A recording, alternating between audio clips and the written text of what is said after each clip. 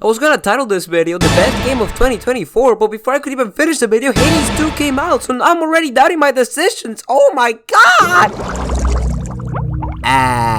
The bottom of the ocean. A place in which you see stuff such as crabs, the results of unchecked consumerism, and the game of the year 2024. Play this game right now! Another Crab's Treasure is one of my most anticipated games of the year. I played Aggro Crab's previous entry, Going Under, a couple years ago, and I really wanted to see where they went next. Little did I know that where they went next was a Souls-like adventure about a crab trying to get back their home after it got repossessed by a loan shark.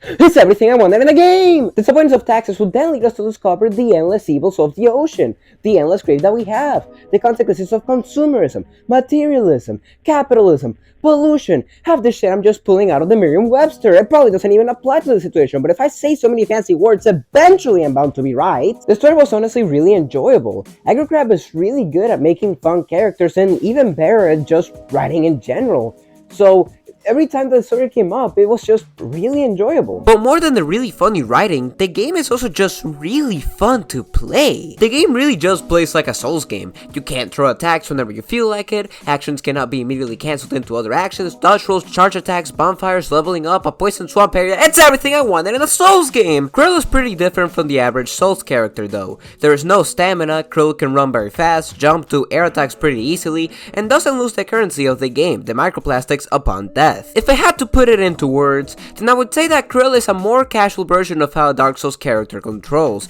being more accessible, having simpler controls, as well as a faster, more agile movement not seen in most Souls games. Also, Krill has a grappling hook that alone should be enough to make this the best Souls game ever. Controlling Krill is just fun. Running around the ocean and platforming was something that felt amazing to pull off, so I never really felt any issues doing platforming sections or exploring throughout the map. The combat is fucking sick as well. It takes some of the best elements of each and every Souls game and combines them in order to make some of the best Souls-like combat that I have ever seen. The main core of the Souls formula is still there. You have to be patient when fighting an enemy. Carelessly attacking will only result in tragedy. You have to be methodical of the way that you move and seize the chance once there is one. The thing is though, the game doesn't just stick to this one ideology.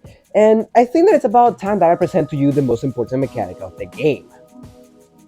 The shell. The shells each have unique abilities: healing, electric attacks, rolling bubbles, and at some point in the game you just unlock a skill that gives you the ability to parry attacks, essentially allowing you to play Sekiro. It's everything I want! Furthermore, you unlock skills from defeating major bosses, which are helpful both in and out of combat, and these skills will allow you to just go crazy. While you can still play the methodical game, you can also play aggressively, bringing some variety in how people approach a boss and making for some hella dynamic bosses. My two favorite Souls games are Bloodborne and Sekiro, games that more often than not incentivize aggression and constantly pushing against the enemy. And Another Crab's Treasure has a similar level of aggression that makes battles exhilarating and satisfying as all hell. All the bosses are really fun, they're challenging, they're fair, they're an absolute delight, but if you can't handle them, then don't worry! Open the accessibility settings and get a gun! I don't think the settings can help you deal with the levels though. The levels are fucking delight! They are big spaces with a lot of room for exploration, and they also have a lot of interesting mechanics that make them stand out from other areas in the game. A lot of the locales also introduce a lot of new enemies into the mix, so the areas constantly feel fresh compared to one another as well. I was recording the lines after this, and then I realized that the microphone died, so I was just speaking in silence while I was just flailing my arms around and looking stupid. So, what was I saying? Damn. Oh, yeah, even the poison swamp area is really fun. There's not a single moment in this game that is simply not fun. The entire game is fun, and it's just improved by the graphics, which, my god! The game is absolutely beautiful. I mean, the art style and the art direction are just fuck. Look at this shit. Look at it for 1 second, 2 seconds, 3 seconds. Good job. You win a prize. You realize that you need to buy this game right now! The entire world of the game is designed around the garbage that we consume and throw away. So many of the areas in the game take advantage of that, and I mean, I think it's pretty obvious if you look at it. Look at this shit. I'm just gonna leave you looking at it. Matter of fact, I'll look with you.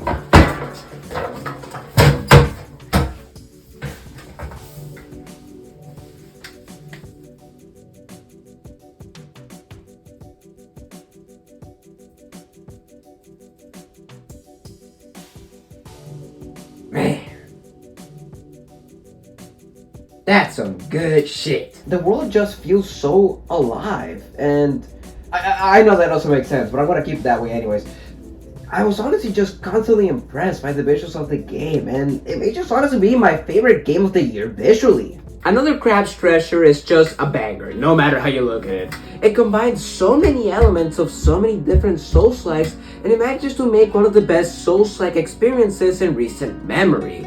And it is a very good contender for Game of the Year. I seriously may like this game more than Persona and Final Fantasy, and unless Team Cherry just opts and locks the fuck in, then I think that Another Crab's Treasure may just be the peak of the year for me. Well, that's all the time that I've had for today. I'm just a random stranger you met on the internet.